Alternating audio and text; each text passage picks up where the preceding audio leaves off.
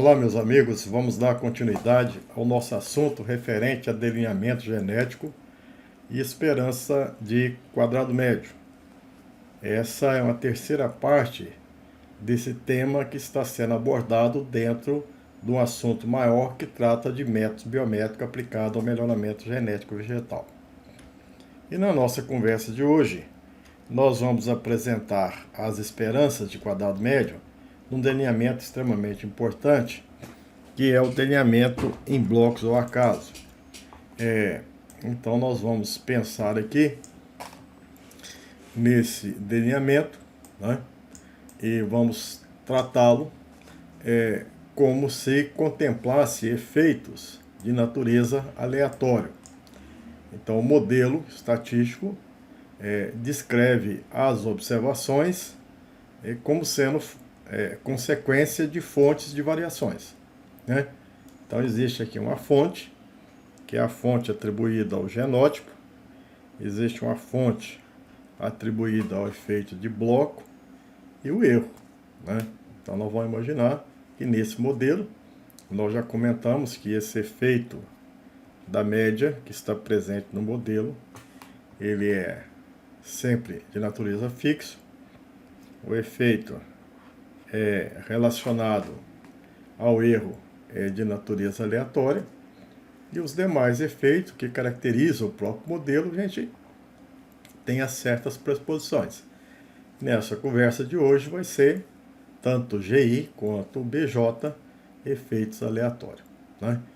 Então nós vamos pensar que essa observação ela é função desses efeitos, né? Além da média geral, você tem o efeito GI de natureza aleatória. Isso tem consequência. É importante que vocês, então, observem essas, né, pressuposições. Então, sendo GI aleatório, a esperança de GI é igual a zero. A esperança de GI ao quadrado é igual a sigma 2G. A covariância são todas elas nulas. Então, nós traduzimos tudo isso nesse termo. GI, nós vamos esperar que tenha distribuição normal, são independentemente distribuídos, está aqui, com a média zero, está aqui, e a variância sigma 2, está aqui. Então essas são as pressuposições. Com relação ao efeito de bloco, vamos pensar também que bloco tem um efeito de natureza aleatória. Então nós vamos descrever aqui BJ, todos os efeitos de bloco são normais, tem a distribuição normal, independentemente distribuído, com média zero também, e variância sigma 2b. Essa média é zero, a esperança de BI é igual a zero. A esperança de BJ, a esperança de BJ ao quadrado, sigma 2b. E eles são não correlacionados. O erro, por sua vez, também é aleatório. Será pressuposto que eles são normais, independentemente distribuídos, com média zero e variância sigma 2. Então a esperança de um EJ é igual a zero, a esperança do EJ ao quadrado é sigma 2 e eles são não correlacionados. Existe uma última consideração, que todos os efeitos aleatórios são independentes. Não só entre os efeitos de GI, entre os efeitos de BJ, entre os efeitos do erro, EJ, mas todos os efeitos. Mesmo considerando GI, BJ, GI, EJ, ou qualquer BJ em relação a EJ. Todos eles se mostram independentes. Então são essas pressuposições que eu devo ter conhecimento e fazer uso dela. Não só na obtenção da soma do quadrado, como também nas discussões dos nossos resultados. Pois bem, então nós vamos descrever aqui o que seria um experimento em bloco acaso. Ele, né, pratica todos aqueles princípios básicos da experimentação. Então, eu vou testar vários tratamentos. Esses tratamentos a gente percebe que eles estão repetidos, né? Tratamento T1 está aqui, está aqui. Então existe repetição. Existe o princípio da casualização. Eles estão dispostos de forma casualizada dentro de cada área considerada uniforme. E o bloco, que é um controle local. Então a gente acredita que existe aqui a necessidade de fazer um certo controle. Então, nesse caso, nós estabelecemos o bloco 1, né? Uma área bastante homogênea. Homogênea em termos de fertilidade, luminosidade, né? Controle de pragas, doenças. E nós temos o bloco 2, uma outra área igualmente homogênea. Pode até ter diferença entre blocos, né? Das características dos blocos, mas dentro do bloco, o mais homogêneo possível. Então aqui ilustra, dá uma ideia de como seria um experimento em blocos acaso, montado no campo, em caso de vegetação, laboratório e tudo mais. Aqui é uma outra ilustração, né? Aí nós estamos pensando aqui que os genótipos são representados aí por um vaso, por uma fileira de 10 plantas, fileira de 25 plantas, né?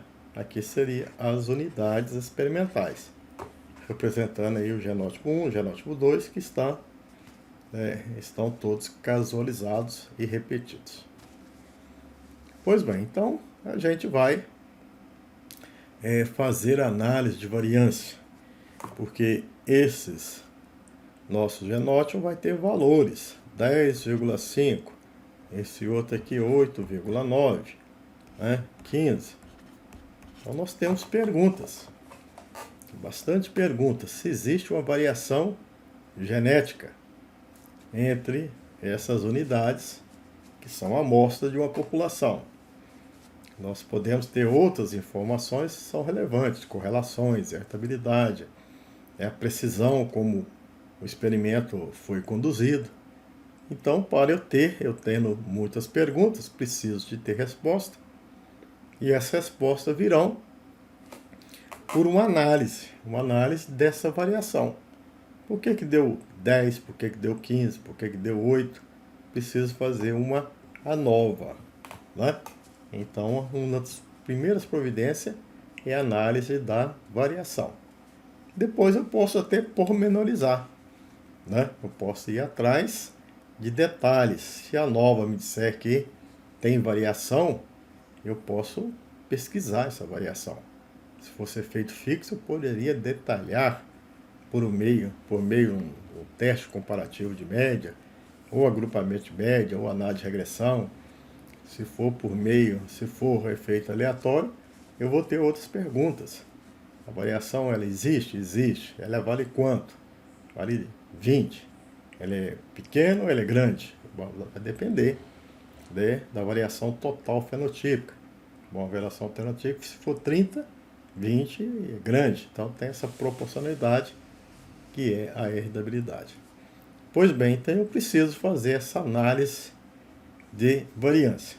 E é feito. Isso aí é um assunto comum em todas as áreas, ensinado desde a graduação.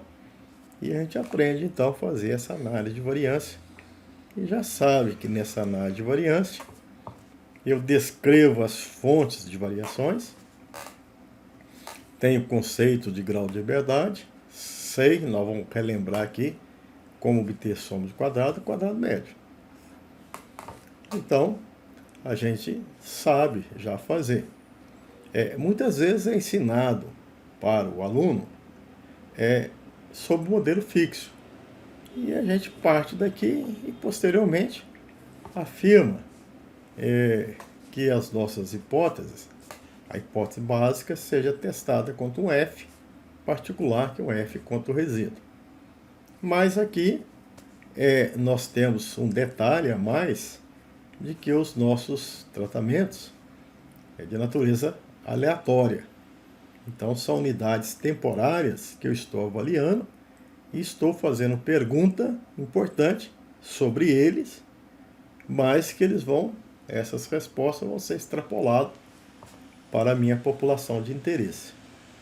Então a gente tem a necessidade de discutir é um campo que interessa muito a genética, sob a esperança do quadrado médio e reconhecer que esse teste F aqui nos dá a resposta básica à pergunta da experimentação, ele tem que ser bem estabelecido, bem elaborado. Não é feito por uma regra geral, pega o quadrado médio que você interessa e divide pelo resíduo. Não, não é isso. Eu preciso saber a forma apropriada, porque agora eu estou num tipo de experimentação diferente. Então eu preciso responder uma pergunta. Uma pergunta básica é essa aqui. Se os efeitos GI eles são de natureza aleatória, né? Então eu preciso perguntar se a variância genética entre essas unidades ela é igual a zero ou diferente de zero. Se essa variância genética é diferente de zero, isso vai ser interessante. Eu vou, por meio dessa variância genética, chegar ou inferir sobre a variância genética da população, que ela é função da variância aditiva, variância devida à dominância. E eu vou ter uma estratégia de melhoramento e ter a população original passar para a população melhorada por um processo, né, de seleção, recombinação e formação da população melhorada. Então, tendo essa informação vinda da estatística, eu vou caminhar com essa informação dentro daquilo que eu conheço de genética. Pois bem, então vamos fazer a nossa análise de variância. Nossa análise de variância significa que eu vou obter variâncias. E variâncias, elas são dadas por relações entre soma de quadrado dividido por grau de liberdade. Então, a providência inicial é estimar soma de quadrado. Posteriormente, dividir pelo grau de liberdade, temos os quadrados médios que vão representar as nossas variâncias. Precisamos, posteriormente, ter a esperança do quadrado médio, para ele nos dar os componentes de variância. O que são componentes de variância? Variância associada ao efeito aleatório do modelo. Então, nós estamos interessados em soma de quadrado, né? Então, nós temos aqui o interesse na soma de quadrado. Soma de quadrado vai dar o quadrado médio. O quadrado médio, né, eu vou interpretá-lo e vou ter, então, os componentes. Sigma 2, sigma 2G e, se tiver interesse, sigma 2B. Então, são procedimentos que a gente vai adotar. Então, nessa soma de quadrado, ela vai depender de uma série de somatórios de observações ou de totais ao quadrado. Então, nosso experimento, vamos tentar imaginar uma planilha de dados. Ele envolve aqui vários tratamentos. Esses tratamentos são representativos aí das famílias que a gente está testando. Família de meu irmão, família de irmão completa, S1. Nós temos a informação dos vários blocos, 1, 2 até, né, R ou B blocos. E nós temos aqui o conjunto de observações. Então, isso aqui são as observações 10, aqui 8,5, aqui 6. São as informações relativas à minha característica. Pode ser produção, floração, acamamento, tolerância a pragas, doenças e tudo mais. E nós estamos interessados não só nessas observações, como também nos totais. Então, temos um total aqui, são os totais que a gente chama de total marginal. Se eu somar todas essas observações, né, relativo ao genótipo 1, eu tenho o total do genótipo 1. Então, em vez de representar sob essa forma de somatório, as formas são tão grandes que a gente representa dessa maneira, y 1 ponto. Então, se era y i j, y i ponto significa que quem sumiu foi o j. Nós temos um somatório em relação a j. y2 ponto é o somatório em relação a j, né, daqueles indivíduos que são do genótipo 2. YG ponto, Somatório das várias observações, J variando de 1 até R, do indivíduo, que é o genótipo G. E temos um outro total marginal de bloco, né? Então veja que eu tenho y.1. Então y.1, o pontinho está substituindo o i. Significa que o somatório é em relação a i. Então, de todos os genótipos no bloco 1. Então aqui seria somatório de todos os genótipos no bloco 2. Vamos representar por y.2. E todos os genótipos no bloco R, representando por y.r. É uma representação mais simples, né? Me dá menos trabalho, uma leitura mais imediata. E se eu somar todos os pontos? Então, eu posso dizer que é y ponto ponto. Temos 2 pontos, significa que nós temos 2 somatórios. Um que está substituindo o i, então é o somatório de i variando de 1 até g. E o outro que está substituindo o j, que é o somatório de j de 1 até r. Então veja que são simbologias equivalentes, né? Formas bastante simples da gente representar aí esses totais. E aí nós vamos ter então as somas de quadrado, posteriormente os quadrados médios e por fim cumprir o objetivo da nossa conversa, que é a esperança do quadrado médio. Como é que obtém então a soma de quadrado? Bom, existe um assunto específico que trata de soma de quadrado, formas quadráticas. Tem que ter um modelo linear, y igual a x beta mais epsilon, empregar um método de estimação e de decomposição de soma de quadrado. Pode ser método quadrado mínimo, método máximo verossimilhança, mas nós vamos usar uma regra prática. Na nossa regra prática, o primeiro passo é estabelecer aqui o modelo. Então, está aqui o modelo estabelecido, né? Então, esse é o nosso primeiro passo. YJ igual a mi, mais GI, mais BJ, mais RJ. O segundo passo, né, é estabelecer o quadro da análise de variância. Então, veja que eu tenho aqui um quadro de análise de variância. Fonte de variação, eu sei, já está uma leitura imediata do modelo. Tem efeito de bloco, tem efeito de genótipo, que são os tratamentos, por exemplo, famílias de meio-irmão, irmão completo, tem o erro, e são as fontes de variações, que no total vai dar a variação total. E são os graus de liberdade, conceito de grau de liberdade. Para blocos, tem R bloco, grau de liberdade R-1. Famílias ou tratamentos, G-1. Né? E erro, R-1, G-1. Aqui nós temos uma ideia usada apenas para um artifício, para eu ter essa informação relativa à soma de quadrado, que a gente chama de grau de liberdade expandido. Eu vou ignorar esses parênteses. Então aqui já está expandido, aqui já está expandido, e aqui GR, G, menos G, menos R, mais 1. Então essa é a nossa regra. E aí eu sei que eu vou usar somas de quadrados, né? Relativo a alguns totais. Pois bem, então eu identifico aqui a letra R, a letra G, o GR e o 1. Então são os componentes que nós vamos trabalhar. O associado a G, o associado a GR, ao 1 e ao R.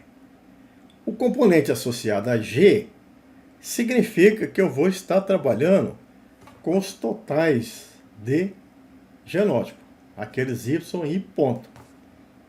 Os associados a R são aqueles totais relativos a blocos, é o Y.J.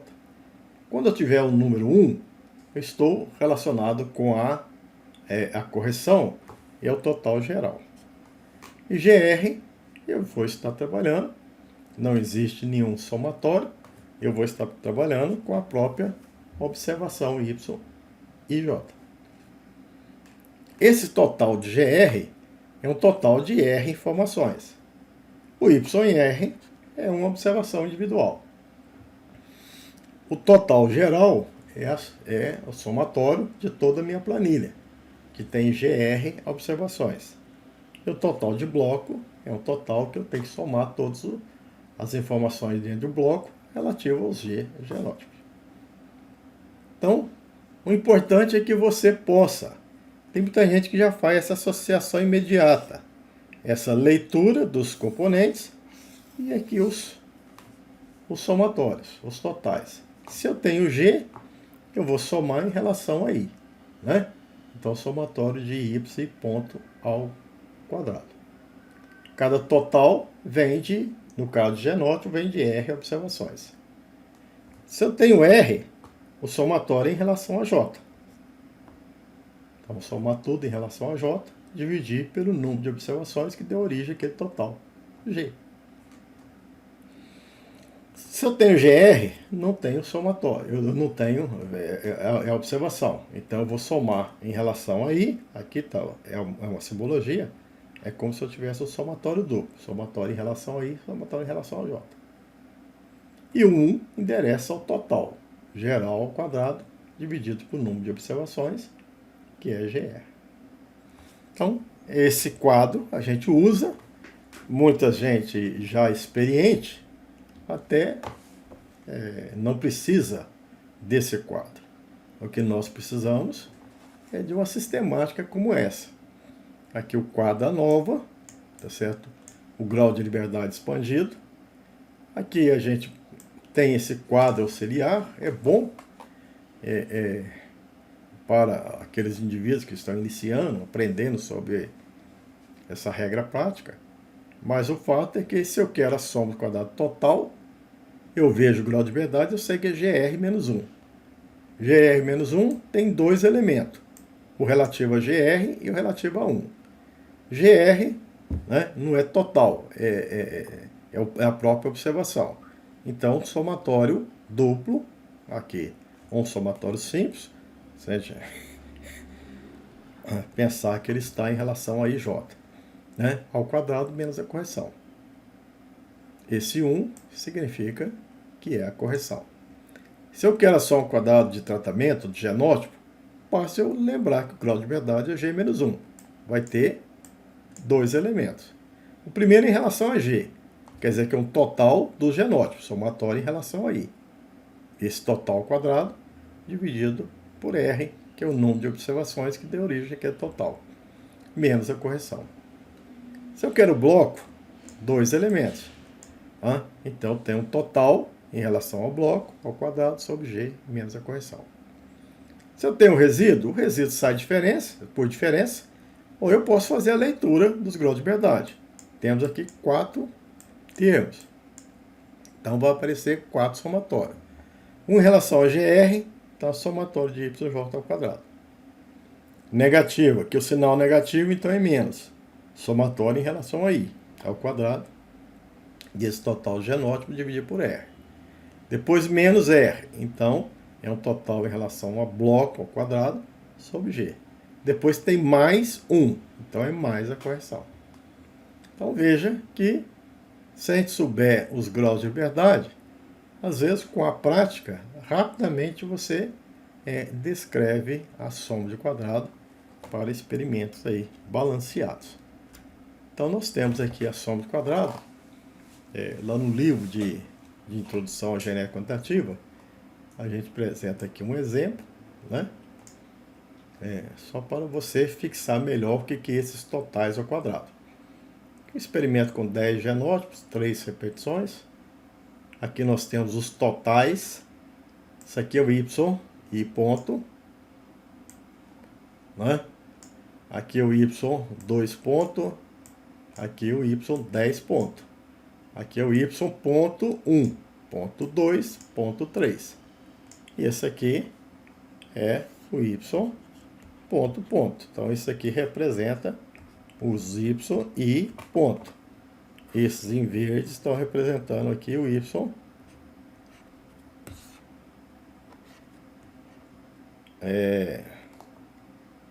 ponto J.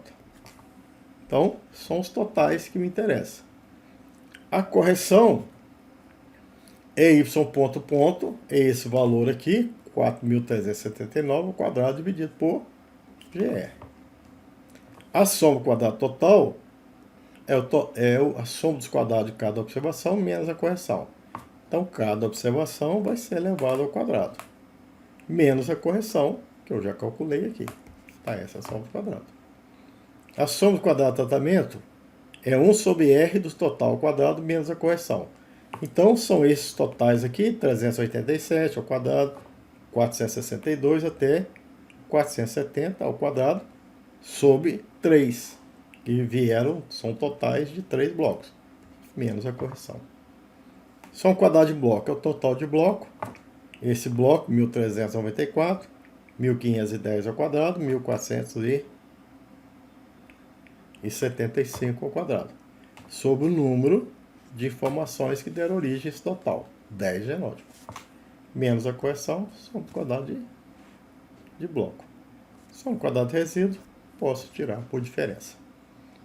Então, a gente sabe a soma de quadrado, imagina esses quadros, e é possível ser feito rapidamente à mão, usando aí uma calculadora para não ter o trabalho de elevar o quadrado e somar, mas é muito simples. E a gente vai fazer o nosso quadro de análise de variância, né? Então, nesse quadro de análise de variância vai ser importante. E a gente vai ter que aprender aqui, a gente vai consolidar o nosso conhecimento sobre como estabelecer essa estatística F por meio de uma leitura vinda da esperança dos quadrados médios. Então, com esse conhecimento, eu vou então resolver como é que eu tenho esse valor dessa estatística. Bom, mas o mais importante é saber que esse quadro é um quadro de diálogo. É um quadro para responder a perguntas. E nós fazemos análise de variância por várias razões. Então, a gente precisa conhecer a população no sentido amplo. E está aqui uma forma. Uma forma é você ir a campo, visitar, conhecer, ter o impacto visual. Outra coisa é trazer para análise e processamento de dados. Isso que a biometria faz. Analisa e processamento. Você pode mandar seus dados para alguém da área de computação, ele vai analisar e processar. Mas ele tem que voltar para que você tenha um olhar de geneticista. Então, essa parte a gente chama aqui a tarefa do biometrista. Processar, analisar e interpretar. Interpretar no sentido de responder às grandes dúvidas do melhorista. E ele está preocupado se a população tem potencial ou não para fins de melhoramento. Nós temos aí a média geral do meu experimento, que mede a média da população. Se for família de meio-irmão, família de irmão completo, sim. Se for família S1, tem um problema de depressão endogâmica. Essa extrapolação para a população seria mais complicado. Mas eu vou calcular a média, 145,9. E eu, então, conhecendo outras populações, testemunhas, informações da literatura, eu vou saber se essa população é boa ou se a população é ruim. Também preciso ter confiança sobre o meu estudo. Será que a gente conduziu o experimento de forma apropriada? Então, depois que eu faço vários experimentos, eu tenho uma ideia de precisão experimental, coeficiente de variação. Então, a gente vai adquirindo com a prática, né? A gente vai saber se aquela precisão ela é boa ou ela é ruim em comparação, né, a outros experimentos já realizados. Então, eu estimo o coeficiente de variação. Então, às vezes tem tabelas para dizer se isso é bom ou se é ruim, mas muitas vezes você adquire a experiência com a prática. Às vezes você encontra o coeficiente de variação de igual a 20, aí você questiona se é grande, se é pequeno. Isso vai depender, muitas vezes, né, de como você vem na literatura, seus colegas, outras instituições. Às vezes o experimento que coeficiente de 20 é razoável. Se você, por exemplo, estiver analisando produção de grãos em milho, produção em milho, 20% é razoável, tendo em vista o que tem sido encontrado na literatura. Se for a altura de planta, você vai imaginar que é relativamente alto, que muitas vezes, para a altura de planta, o coeficiente de variação é um pouco menor, 12, 14%. Então vai depender muito da cultura, vai depender muito da característica, mas com a experiência você tem uma medida boa para comparar e refletir se houve uma boa condição ou não. Mas nós temos perguntas básicas, se há variabilidade genética a ser explorada por seleção. Então essas respostas virão pela esperança do quadrado médio. Então eu preciso saber se existe variância genética. E essa pergunta, existe variância genética? A estatística nos dá um protocolo para responder essa questão. Não é simplesmente pegar a variação que existe entre as unidades, que seria a variação do tratamento, e dizer que ela é grande ou pequena. Um quadrado médio igual a 1000. Ele é grande ou pequeno? Isso a gente não responde dessa maneira. A gente responde com o confronto em relação a outra variação. Se a variação devido ao resíduo, né, for igual a 1000 também, então essa variação é tão grande quanto a variação devido ao resíduo. Se a variação devido ao resíduo tá certo, não é explorada, então aquela variação é temerária, não te interessa. Agora, se a variação é 1000, a variação devido ao resíduo é 10, você tem uma variação nitidamente maior do que aquilo que você considera ser devido ao acaso. Deve ter uma causa, e a causa é genética, então existe variância genética. Então nós precisamos fazer o confronto. Existe estatística que confronta muita coisa. Tem estatística que confronta a média, né? Os testes Tuck, Dunk, Sheffer confronta a média. Nós aqui temos a estatística F que confronta a variância. Mas eu tenho que saber qual variância eu vou confrontar. A de interesse, que é a variação entre tratamento, versus uma outra variância que vai ser, né, como se fosse uma balança, o outro prato da balança. E essa outra variância de confronto eu aprendo estudando esperança de quadrado médio. Mas então, esse quadro até aqui estaria incompleto, né? Eu preciso acrescentar essas informações. Para acrescentar essas informações, vamos tratar sobre esperança de quadrado médio, que posteriormente vai me dar a esperança as primeiras esperanças são quadrado, e vai me dar a esperança de quadrado médio. Então nós vamos primeiro investigar aqui a soma de quadrado total, né? A esperança da soma de quadrado total. Nós precisamos conhecer a expressão que me dá a soma de quadrado total. Então eu sei. Por somatório, que é somatório em I, somatório em J, Y e J, menos C. Então, está afirmado aqui. Está visto. A esperança da soma quadrado total, em vez de eu trabalhar, né, com tudo junto, eu vou trabalhar com as partes. Essa primeira parte e essa segunda parte. Posso trabalhar por parte? Posso, já aprendi propriedade de esperança matemática, que é a esperança de duas partes, x e y, x mais y, a esperança de x mais y. Então, vou evidenciar duas partes, trabalhar o primeiro, depois trabalhar o segundo. Coisa muito simples é obter esperança de soma quadrada e, posteriormente, de quadrado médio. Eu tenho que estar atento, né? É coisa que não é para ser feita às pressas. Tem que ser feita com cuidado, com zelo. Normalmente, a gente faz uma série de operações, mas segue esse caminho, né? E eu preciso trazer a observação YJ para dentro da esperança, né? Porque eu vou trabalhar com os efeitos, às vezes eu tenho os totais, então tem que destrinchar aquele somatório.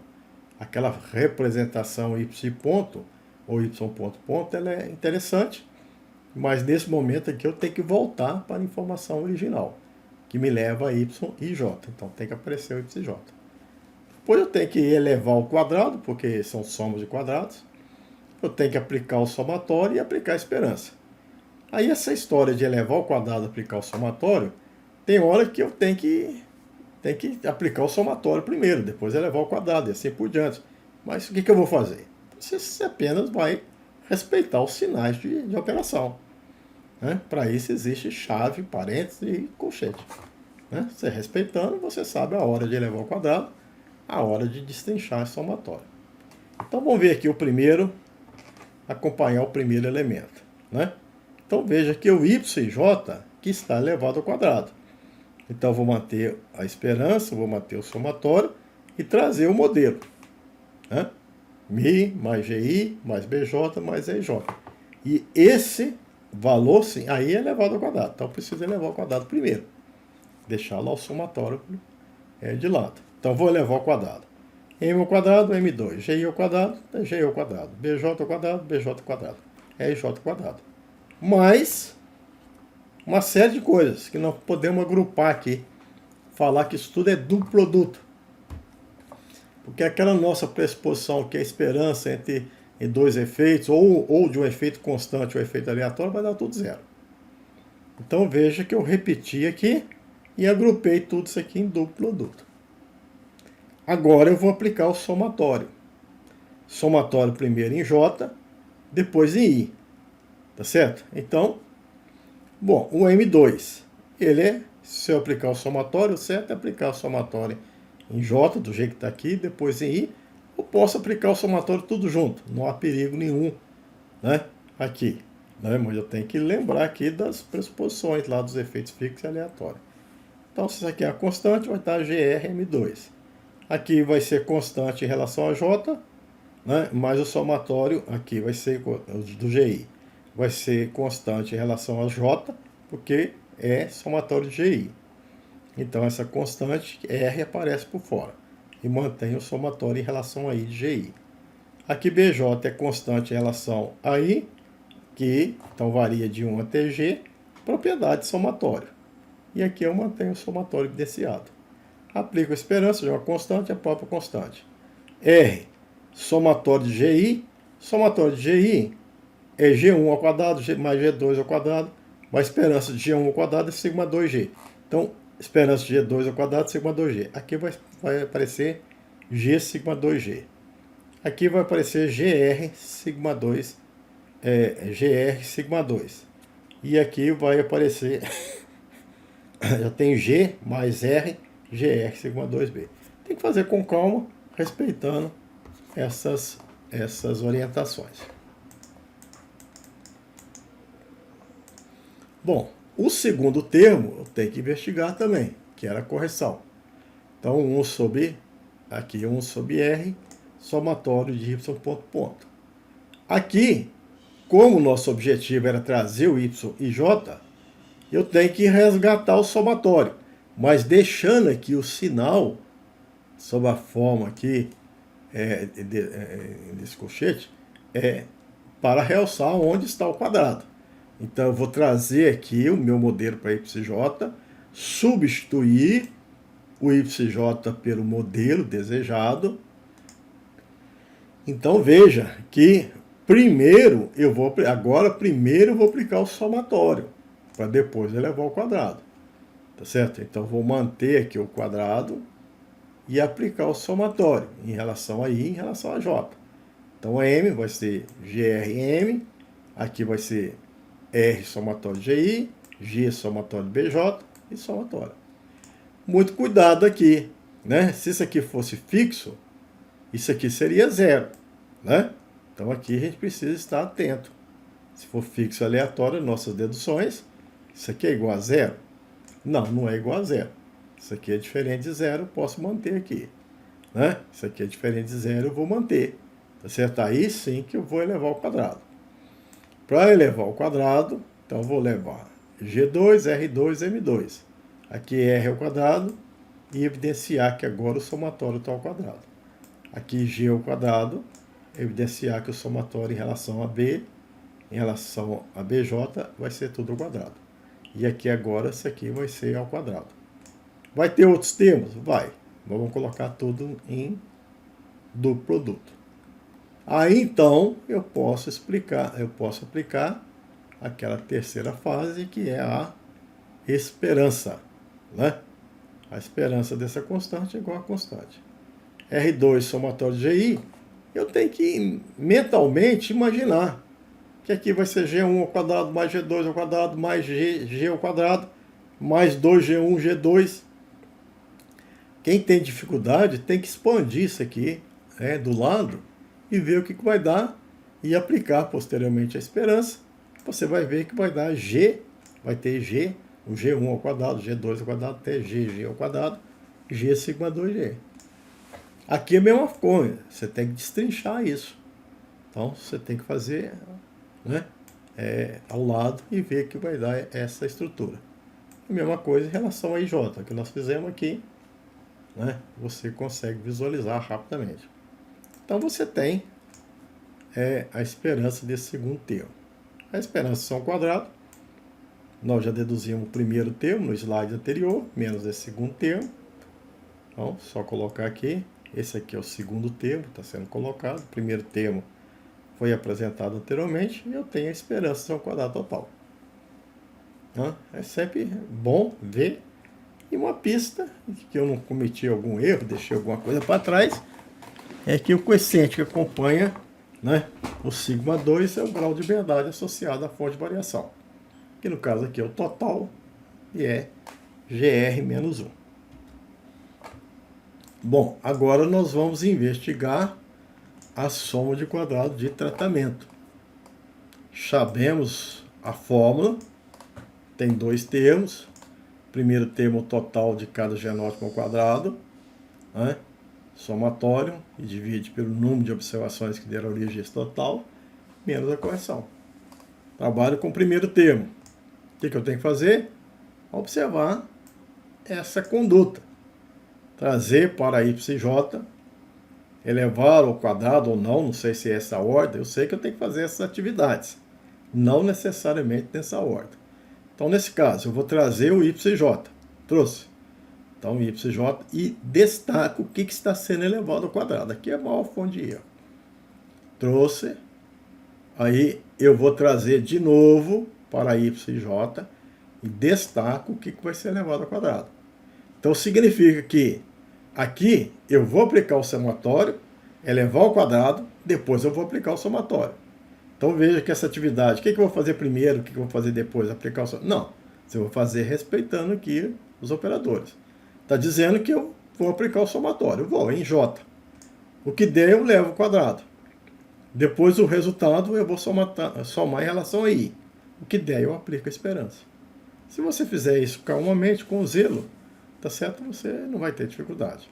Então, se aplicar o somatório em J, vai ter R, M, R, GI, porque GI em relação a J é constante. Destacar aqui o somatório, destacar aqui o somatório. Agora sim eleva o quadrado. Para depois aplicar o somatório de novo em relação a I. Elevando ao quadrado, R2, M2, R2, GI, estuda aqui ao quadrado, mais duplo produto. Você vai preocupar com duplo produto. Agora tem que aplicar o somatório em I de novo. Isso aqui é constante, GR2. Aqui aparece o somatório em I. Aqui não aparece o somatório em I, porque tudo isso aqui é constante em relação ao somatório em I. Vai aparecer o índice G. Mas aqui tem que destacar. Este, certo? Na verdade, deveria destacar que esse somatório de E e J, tudo ao quadrado, somatório em relação a I. E aí, então, eu vou aplicar a esperança isso aí. E tem, então, a esperança da soma ao quadrado total. Tendo a esperança da soma ao quadrado total, eu passo a ter a esperança do quadrado médio, que é a esperança da soma ao quadrado dividido pelo grau de liberdade. Então, vou ter aqui sigma 2 mais R, sigma 2G. Soma ao quadrado de bloco, tenho a expressão, também dois termos. Vou aplicar aqui a esperança no primeiro termo. Vou seguir todas essas etapas. Pegar esse y.j e trazer para yj. Destacar bem quem vai ser elevado ao quadrado. Trazer yj para dentro do modelo. sempre destacando quem é que vai ser elevado ao quadrado. Vou aplicar o somatório em I, né? E aí vou ficar aqui com o somatório em J, mas agora que eu vou elevar ao quadrado. Elevo ao quadrado, aplico e vou ter aqui essa esperança bem estabelecida. Tem que ser feito aí com calma, né? Mas é simples. Tendo a esperança da soma ao quadrado, a esperança do quadrado médio, a esperança ao quadrado dividido pelo grau de liberdade, que é igual a R menos 1. Obtém então a esperança do quadrado médio de bloco. E por fim, são termos que a gente já tem, todos os 4 termos, basta eu fazer a operação e encontrar que de fato a esperança do quadrado médio resíduo é igual a sigma 2. E eu então tenho o tão desejado resultado final, tá certo? Eu consigo, eu que aprendi lá da estatística sobre análise de variância, fazer fonte de variação, grau de verdade, soma do quadrado. Agora eu tenho uma informação que eu não tinha, que é a esperança do quadrado médio. Pode ser que para esse experimento em si, em blocos, um acaso, não vai trazer grande diferença daquilo que você vinha fazendo sem saber o que estava fazendo, pensando que fixo e aleatório era a mesma coisa. Mas outros modelos mais elaborados, fatoriais, envolvendo esquemas fatoriais, né, essa informação de esperança do quadrado médio, ela é fundamental. Então ela vai enriquecer e vai me tornar um profissional que é biometrista. Ou seja, aí sim eu estou apto a interpretar. Então eu sabia analisar e processar. Agora já começa o processo de interpretação, que eu tenho a esperança do quadrado médio. De bloco é sigma 2 mais G sigma 2B. E o importante aqui é a variação de tratamento. Essa variação, esse quadrado médio, representa uma variação fenotípica entre as médias daquelas famílias. Essa variação fenotípica tem um componente sigma 2 e um componente sigma 2G. Tem uma parte ambiental, que é o sigma 2, residual, e uma parte genética, sigma 2G. Né? Então veja que eu preciso agora fazer o uso, agora que vem a interpretação. Eu tinha uma pergunta. A pergunta é: existe variância genética? Ela é igual a zero ou ela é diferente de zero? Então basta eu confrontar, sim, é possível confrontar quadrado médio tratamento e quadrado médio resíduo. É possível fazer esse confronto. Se esses dois pratos, essas duas balanças, o prato dessa balança for igual, significa que aqui eu tenho sigma 2. Significa que aqui eu tenho também sigma 2. O que faz esse prato aqui ser mais pesado? É ter sigma 2, R sigma 2G. Então isso torna o prato mais pesado. Então vai depender, obviamente, de grau de liberdade, mas se esse valor de F, se eu consultar uma tabela, se fosse maior que 1, né, já significaria que isso aqui é importante. Mas como não é igual a 1, tem que ponderar lá pelos graus de liberdade. Então, se ele fosse significativo, significa que nesse confronto, essa parte, esse prato aqui está mais pesado. Se ele for significativo, é porque sigma 2G é relevante. Ou seja, ele de fato é diferente de zero. Se for não significativo, os dois pratos, a princípio, tá equilibrado. Tem o mesmo peso. Por quê? Porque tem que sigma 2G, R não é igual a zero. Eu fiz um experimento. Sigma 2G é igual a zero. Então, esse teste F responde a essa indagação. Sigma 2G faz diferença? Faz o prato tornar-se mais pesado?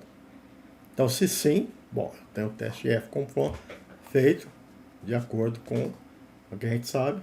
Existe aí, se for asterisco, sim, existe variância genética, tá certo? Entre as médias daquelas famílias que estão sendo testadas. Ah, mas e a população? Bom, faço as devidas associações. Aquelas famílias representam a amostra da população e a amostra vinda de um delineamento genético. O que é delineamento genético? É uma amostragem onde você conhece a relação de parentesco. Se você conhece a relação de parentesco, você tem um ancestral, ou a matriz, ou a fonte, que é a população, e essas amostras. Essa relação de parentesco ela é bem estabelecida. Se bem estabelecida, a covariância entre parentes pode ser, né, conhecida, e aí você tem esses valores representativos. Então eu vou atrás da variância aditiva, da variância devido à dominância, se for possível. Mas me interessa também o quanto, né? Qual é o valor dessa variância? Pela leitura dessa esperança quadrado médio, se eu aplicar o método momento, falar que esses quadrados médios são iguais às esperanças matemáticas dos quadrados médios, é fácil de dizer que σ2 é o quadrado médio do tratamento, menos o quadrado médio do resíduo. Se eu subtrair, vou cortar, vai ficar R σ2G. Se eu dividir por R, ele vai ser um estimador. Por isso que ganha esse chapeuzinho para descrever o estimador. A hipótese é sobre o parâmetro, né? Sobre σ2G. A hipótese eu pretendo extrapolar, o elo de ligação para a população. Parâmetros são informações próprias da população. σ2G são informações daquela amostra, o estimador daquela amostra. Está associado a uma variância. Tem variância da variância, né? Pode até colocar aqui a variância da variância. Se eu quiser conhecer a variância ambiental, vale σ2. E preciso interpretar o que é σ2. É a variância ambiental, né? Então ela está associada aí às observações. O que é σ2G? A variância genética. Está associada às médias das famílias. Então eu preciso saber o que é e como eu vou usar. Tá certo? Então a gente agora, tendo essas informações, né? Eu vou, feita a análise de variância, eu vou prosseguir. Se fosse modelo fixo, certamente eu iria prosseguir, fazer um teste comparativo, teste de agrupamento de média, iria ajustar uma equação de regressão, se os efeitos fixos fossem doses, 0, 10, 20, 30, 40, ia seguir minha vida com mais pergunta, mais resposta, mais pergunta, mais resposta. E aqui eu também vou seguir a vida. Se eu estou no melhoramento, eu estou avaliando a amostra da minha população. Então eu quero, conhecida a variância genética, eu preciso ter mais informações, eu tenho mais perguntas. Você falou que a variância genética vale 45, eu preciso saber se isso é grande, se isso é pequeno. Então, eu vou atrás de uma heredabilidade, que é uma variância genética relativa à variação total. Então, temos aqui, né, essa expressão que é a heredabilidade. O quanto tem vários conceitos de heredabilidade e esse conceito, veja, aí que vem as interpretações da biometria e da genética, né? Nós já sabemos a utilidade nossa da heredabilidade dentro do contexto da genética quantitativa. Isso já foi dito nas aulas anteriores. Eu estou muito interessado na heredabilidade. No mínimo, duas razões importantíssimas. A heredabilidade é a medida de acurácia, é a medida que representa o quanto que o valor desconhecido, genotípico, pode ser predito pelo valor fenotípico que eu estou mensurando. Isso é uma informação importante. Então, se tiver um modelo preditivo, esse beta que vai predizer, né, o genótipo por meio do fenótipo, é a heredabilidade. E tem uma outra questão temporal. Pegando aquele indivíduo, supostamente genitores, se os filhos daquele indivíduo vão ter bom comportamento, se existe correlação entre o indivíduo e os seus descendentes. Isso também é heredabilidade. E agora eu preciso calcular. E se eu calcular, vai valer 0,8, 0,3, 0,4, eu posso ter informações simplistas ou informações elaboradas, dependendo do conhecimento genético que eu tiver. Então eu vou atrás da heredabilidade e vou atrás das interpretações à luz da genética. Então o que é heredabilidade? É a variância, eu posso definir. Genericamente, a variância genética, quando a variância é fenotípica total, é de natureza genética. Isso é genérico. Agora, essa heredabilidade que nós vamos apresentar aqui, ela está associada a uma estratégia. Eu preciso de uma variância genética. De quem? Não estou trabalhando na população. Estou trabalhando com a amostra. A variância genética entre as unidades de seleção. Depois vão existir as unidades de recombinação. Tá certo? Depois as unidades melhoradas. Tá certo? Então, eu vou praticar seleção entre quem? Daquelas famílias. Aquelas famílias vão me indicar quais são as famílias melhores. Eu vou usar aquelas famílias? Não necessariamente. Às vezes eu vou usar sementes remanescentes. Tá certo? Ou outras sementes que são famílias, mas eu guardei pacotinho de semente família S1. Não interessa. Aí depois eu vou usar. Como, diretamente ou não, mas eu vou usar. Eu vou marcar quais são as famílias boas e vou. Ou às vezes eu tenho semente, resto de semente guardada, tá certo? Então eu vou fazer o uso, mas não vou clonar aquelas plantas, eu já colhi, já morreram, tudo mais. Então eu preciso saber quem que eu vou marcar. Quais eu tenho 100 famílias, quais são as famílias que eu vou recorrer posteriormente. Mas essa identificação, ela tem ruído, porque essa variação entre essas famílias tem uma variação ambiental. Né? Então nós temos aqui a variância fenotípica dessas mesmas unidades. E ela está inflacionada pela variação ambiental. Como é que eu identifico a variância genética entre as unidades? Bom, isso aqui é a definição do modelo. Eu tenho sigma 2G, representa componente de variância entre GI. O que é GI? Média variância genética entre as médias das famílias. Então, prontamente eu já tenho. Aquela que me sai é a que me interessa. Bom, e a variância fenotípica? Eu tenho várias variâncias. Né? Eu tenho variância de bloco.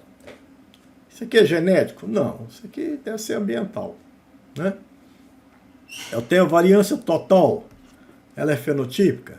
Deve ser. Deve ser genético, deve ser ambiental. Eu tenho a sigma 2G? Sim. É fenotípico? Não, é genética. Bom, e sigma 2? Bom, é ambiental só. Mas qual que é a fenotípica? Eu descubro, é o acaso? Qual dessa aqui seria a fenotípica? Bom, a pergunta é não qual dessas. A pergunta é o que você vai fazer, né, para eu responder essa questão. Eu vou selecionar as médias dessas, a variação fenotípica que vai me perturbar ou vai realçar entre as médias dessa família. Qual família que você vai selecionar? Não sei, tem G. Você pode selecionar a 1? Posso. E a 15? Como é que você sabe que a 1 é melhor que a 15? Bom, eu comparo a família I com a família em linha. Bom, vai ter uma diferença? Vai ser essa diferença que vai impactar. Então, é essa diferença que você vai fazer uso das famílias, das unidades de seleção. Vai existir uma família I, vai existir uma família em linha. A família I vai ter um efeito da média. A família I tem um efeito do genótipo I. Ela tem um efeito, uma soma, ela vem de um total de todos os blocos dividido por R. E ela tem um efeito do R, do erro. A família em linha, na hora que você praticar a seleção, o confronto, também vai ter um efeito de média. Vai ter um efeito de genótipo diferente. Lá você tem um genótipo 1. Aqui você tem o 10, são genótipos diferentes. Mas os efeitos de blocos são os mesmos, porque eles foram testados nos mesmos blocos. O genótipo 1 foi testado no bloco 1, 2, 3. O genótipo 10 foi testado no bloco 1, 2, 3. Então não tem efeito de bloco. Se beneficiou, se prejudicou, dentro de cada bloco homogêneo. E os erros? Tem diferença. Que é para genótipo 1 e tem alguns erros. Para genótipo e linha tem outros erros. Então esse confronto fenotípico que se estabelece na hora da seleção, ele não é impactado pela média, porque a média, tá certo? Ela incidiu sobre os dois genótipos que eu estou comparando. Tem uma variação de genética. Se eu pegar dois indivíduos, I e linha, vai ter uma diferença genética. Vai ter diferença de bloco? Não, não vai ter. que os blocos impactaram tanto o genótipo I quanto o I'. Vai ter uma diferença de erro? Vai ter. Só que é um erro que a gente chama erro médio. Médio de quê? De R observações. Então, essa leitura, tá certo? Se eu investigar esse confronto que eu estou fazendo, né? Se eu fazer aqui uma investigação, eu vou dizer que esse confronto, ela tem um componente, que é um componente sigma 2G, que está me definindo essa variação. Existe um componente associado ao erro, mas é um erro médio, um erro vindo de R informações. Então vai ser essa variação fenotípica, vale sigma 2G mais 1 sobre R sigma 2. Ora, mas isso, o que é isso? A esperança do quadrado médio já me diz que se eu dividir isso por R, eu vou ter sigma 2G, chapéu, e sigma 2 dividido por R. Então eu vou ter sigma 2G, chapéu, sigma 2 dividido por R. Então isso é quadrado médio tratamento dividido por R. Então veja que a heredabilidade é igual a sigma 2 dividido pelo quadrado médio tratamento sobre R. Consequência, tá certo?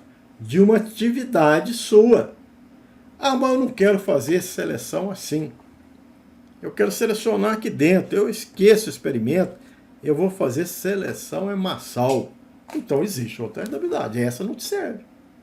Ah, eu vou fazer seleção massal estratificada. Eu vou selecionar os melhores dentro do bloco 1, o melhor dentro do bloco 2, o melhor. É outra heredabilidade. Você tem que definir a variância genética e a variância fenotípica, coerente com aquilo que você vai fazer. Então, a heredabilidade. Então, existe uma heredabilidade? Não, a heredabilidade é própria da população e da estratégia de seleção, de identificação dos melhores e descarte dos piores que você vai ter. Mas ela existirá uma fórmula para cada, né, atitude que você tomar no seu experimento. Então, dessa forma que a gente faz. Existem outras informações, eu vou citar aqui a informação relativa à correlação entre a classe. Me dá consistência, tipo uma repetibilidade. Eu tenho aqui os genótipos, todos eles avaliados no bloco 1, aqui os genótipos avaliados no bloco 2, e eu quero saber se tem consistência, né? Muitas vezes a gente procura saber se os genótipos avaliados no local 1 tem o mesmo desempenho no local 2, né? Interação genótipo-local, interação genótipo-ano.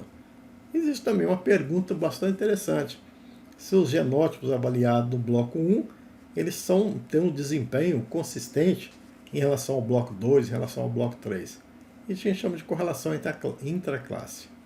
Depende dessa covariância e depende da raiz quadrada dessas variâncias, tá certo? Tanto no bloco 1, no bloco 2, o J', que representa aí ambiente diferente.